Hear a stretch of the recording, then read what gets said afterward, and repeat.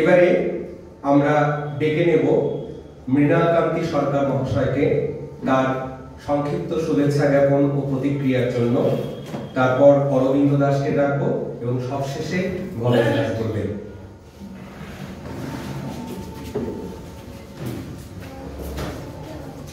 মঞ্চে যারা বসে আছেন সবাইকে নমস্কার।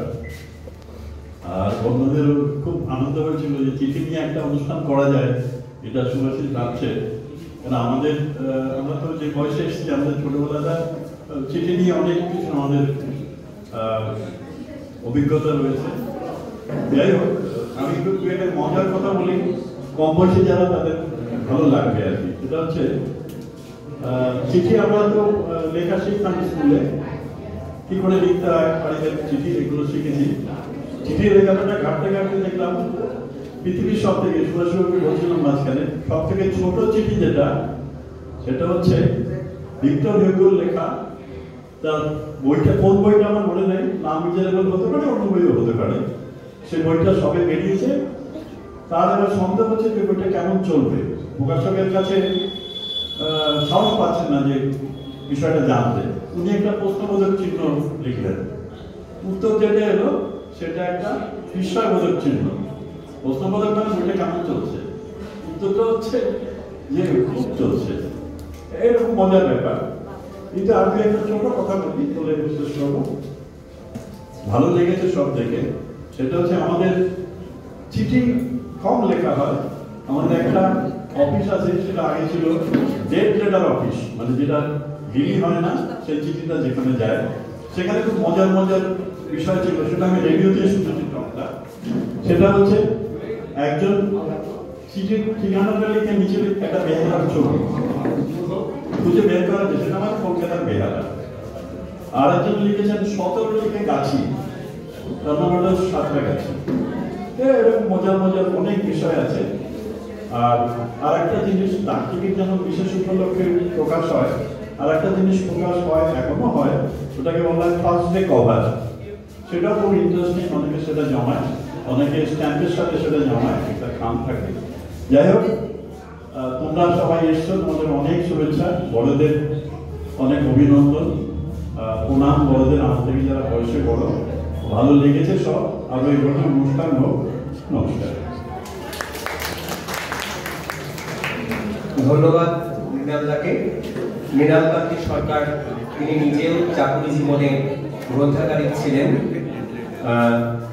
তাই মৃণালদাকে লাইব্রেরিতে নিয়ে যেতে ভয় লাগে।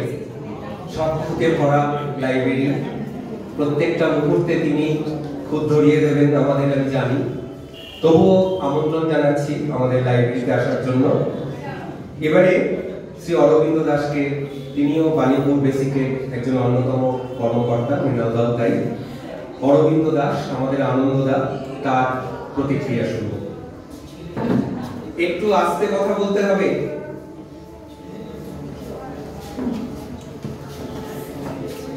শুভ সন্ধ্যা। আমি প্রথমে নমস্কার জানাই আমাদের ভবেশদাকে এবং যারা উপস্থিত আছেন তাদের, আমার যারা বয়সে বড় তাদেরকে প্রণাম জানাই। আজকে আমি একটু বিস্মিতই হয়েছি, কারণ চিঠিটা, সুভাষিসের চিঠিটা একরকম পেয়েছিলাম প্রথমে, তারপর চিঠির ভোলটাই বদলে গেল। একদিন আগে একটা ইংল্যান্ড লেটারের যে কাভারে সেই চিঠি উৎসবের কথা দিচ্ছি, আমি তো বিস্মিত হই।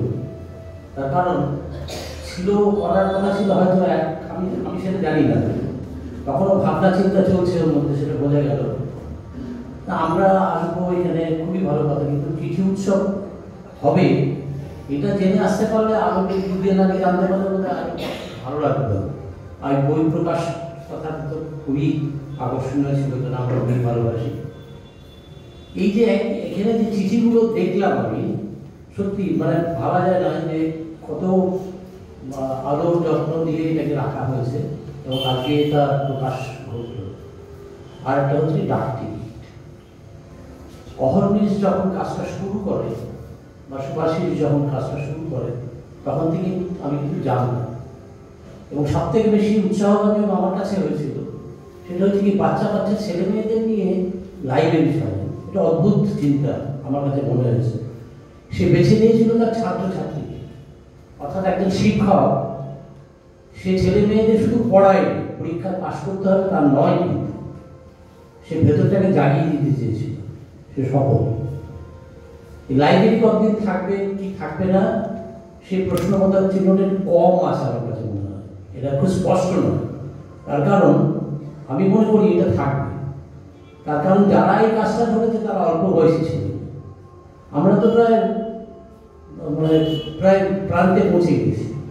তারা যদি এটাকে ধরে রাখতে পারে, শুভাশিস এই যে কাজটা তাদের হাতে তুলে দিল এবং শুধু তারা নিজের হাতে তারা লাইব্রেরিটা সাজাবে, প্রত্যেক কটি গ্রন্থের প্রতি তাদের একটা নজর আছে, পড়াশোনার প্রতি তাদের একটা নিমগ্নতা থাকবে এবং তারা পড়াশোনা করবে এবং ছেলে মেয়ে আনতে পারবে। এটাই হচ্ছে আমি সব থেকে আশার কথা। দ্বিতীয়ত হচ্ছে এখানে যে চিঠি উৎসব, চিঠির কথা তো মুখে বিস্মৃতির অতলে প্রায় ঢুকে গেছে। তার কারণ রবীন্দ্রনাথ যে চিঠিপত্র লিখেছেন সেটা একটা সাহিত্য মূল্য ছিল, পেয়েছে, এবং আমাদের দেশে তিনি সাহিত্য, চিঠি সাহিত্য যেটাকে বলা হয় এটা তিনি প্রথম শুরু করেন এবং ছোট গল্প শুরু করেন। আপনারা জানেন কি রবীন্দ্রনাথ ঠিক কত বছর বয়সে প্রথম চিঠি লেখেন? আপনার একটু জীবন স্মৃতির কথা ভাবুন। জীবন স্মৃতিতে যখন আমাদের দেবেন্দ্রনাথ পাহাড় পর্বতে বেড়াতেন, সারা ভারতবর্ষে ঘুরে বেড়াতেন, বিদেশ শ্রীলঙ্কা টিলঙ্কাও গেছেন। তা ওই সময় রুশ ছিল ব্রিটিশদের শত্রু। হঠাৎ শোনা যাচ্ছে যে রুশরা আমাদের এখানে ভারতবর্ষকে আক্রমণ করবে। তখন কিন্তু দেবেন্দ্রনাথ বাইরে, মা খুব উদ্বিগ্ন হয়ে একে জিজ্ঞেস করছে তাকে জিজ্ঞেস করছে। তখন একজন রবিকে ডেকে জিজ্ঞেস করলো, আরে তোর বাবা কোথায় থাকছে, বাবাকে একটা চিঠি বাড়ি চলে আসতে। তখন রবীন্দ্রনাথের 4 কি 5 বছর বয়স। এই রবীন্দ্রনাথ চিঠিতে কোনোদিন কাউকে কোনোদিন লেখেনি, কি করে সম্বোধন করতে তাও জানেন। উনি তখন সে রাস্তায় গিয়ে একটা বাবার উদ্দেশ্যে চিঠি লেখেন, ওই প্রথম। শেষ চিঠি উনি যেটা লেখেন এটা প্রথম পত্র। শেষ চিঠি লেখেন 1941 সালে 30শে জুলাই, অর্থাৎ ধরুন মৃত্যুর এক সপ্তাহ আগে। রবীন্দ্রনাথ কত চিঠি লিখেছিলেন? 84 সাল অব্দি খবর পাওয়া যাচ্ছে 4000 চিঠি পাওয়া গেছে। তারপরেও চিঠি প্রচুর বেরিয়েছে পত্র পত্রিকায়, সেইগুলো সংকলিত হচ্ছে। আমাদের গৌরচন্দ্র সাহা শান্তিনিকেতনে তিনি এই কাজটা করছেন। রবীন্দ্রনাথ সব থেকে বেশি চিঠি লিখেছেন কাকে? সব থেকে বেশি চিঠি লিখেছেন প্রশান্তচন্দ্র মহালনবিশের স্ত্রী নির্মলা মহালনবিশ। 500টা চিঠি লিখেছেন।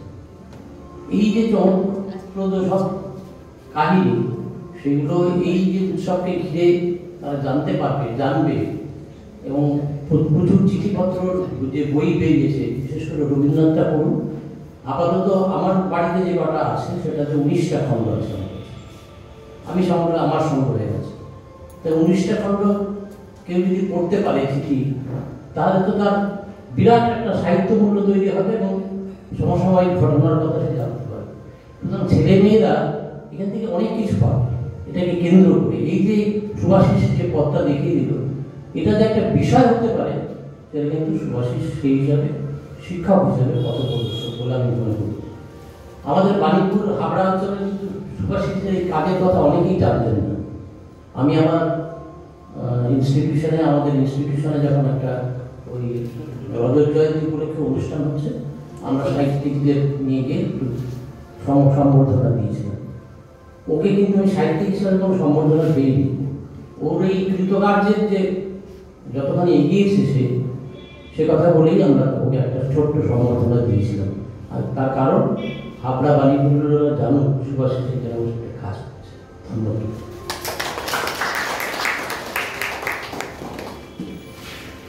আসলে 29 বছর ধরে পড়াচ্ছি, অনেক ভালো ছাত্রছাত্রী, আবার খারাপ বলেও কিছু হয় না। তারা হয়তো পড়াশোনায় অতটা দর নয়, অন্য গুণে তারা গুণী। প্রত্যেকটাই তো মানুষ, তাদের তো কিছু না কিছু সম্ভাবনা থাকে, শুধু উপযুক্ত পরিবেশ পায় না, উপযুক্ত পথ নির্দেশ পায় না। হয়তো অনেকেই এমন এমন বাড়িতে থাকে সেখানে হয়তো তাদের অভিভাবকের পক্ষে সম্ভবও হয় না তাদের সন্তানকে সঠিক পথ দেখানো। তার জন্যই তো শিক্ষক সমাজ তৈরি হয়েছে প্রাচীনকাল থেকে। তো যে ছেলে মেয়েগুলো পড়তে আসে তাদের মধ্যে যখন দেখতে পাই যে বুদ্ধির ঝলক বা গভীরতা, তখন নিজের ছোটবেলাটাই মনে পড়ে। নিজের ছোটবেলাতে কিছুটা চারপাশের দ্বারা তৈরি হওয়া, কিছুটা বাড়ির পরিবেশ, আর বিশ্বাস করি যে আমি অনেকটাই তৈরি হয়েছি বইয়ের দ্বারা। বই আমাকে অনেক কিছু শিখিয়েছে। তো যখন এই ছেলে মেয়েগুলোকে যখন পাই তখন ইচ্ছে করে যে ওই বাংলাতে 100-তে 90 পাবে না 95 পাবে না 85 পাবে, সেটা তো একটা প্রয়োজন বটেই, রুজি রোজগারের জন্য প্রয়োজন। কিন্তু শেষ পর্যন্ত যদি সেই গভীরতাটা নাই অর্জন করতে পারলো অন্তত আমার কাছে এসে, তাহলে আর কিসের শিক্ষকতা করলাম? আমিও যদি শেষ পর্যন্ত সেই নম্বরের স্রোতেই গা ভাসালাম, ওই আরো 5 জনের সঙ্গে প্রতিযোগিতা করলাম, কি বছরে 1-2বার পিকনিকে নিয়ে গেলাম, খুব আনন্দ হলো, এই মূল্যহীন আনন্দতে আর নিজের জীবনটাকে কখনোই ভাসাতে ইচ্ছে করেনি। তাই চেয়েছি অন্তত যে ছেলে মেয়েগুলো অভিভাবকরা খানিকটা আমার উপরে ছেড়ে দেন, সেই ছেলে মেয়েগুলোকে নিয়ে একটু অন্যরকম জীবনযাপন করে দেখাই যাবে না। সেই জায়গা থেকেই অনেক কিছু করেছি গত 20 বছরে। অনেক কিছু দানা বেঁধেছে, দানা বাঁধেনি। কেউ কেউ খুব বড় জায়গায় পৌঁছে গেছে, এখন আর মনে রাখেনি অহর্নিশকে বা সুভাষিস দাকে বা স্যারকে। তবু আজ যারা নবীন, আজ যারা নিষ্পাপ, তাদের হাতটা ধরে খানিকটা এগিয়ে দিতে ইচ্ছে করে।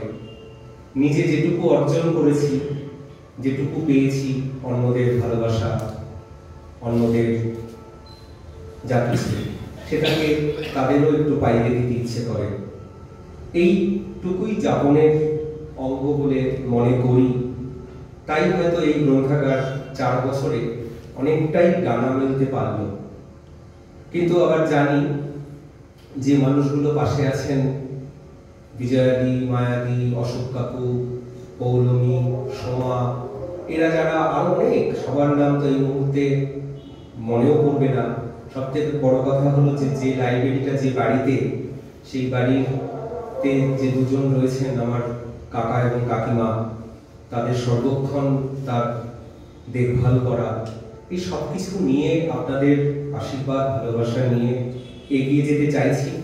দেখা যাক এই রুচির বিকৃতির যুগে আমরা কতটা অন্যরকম রুচির নির্মাণ করতে পারি।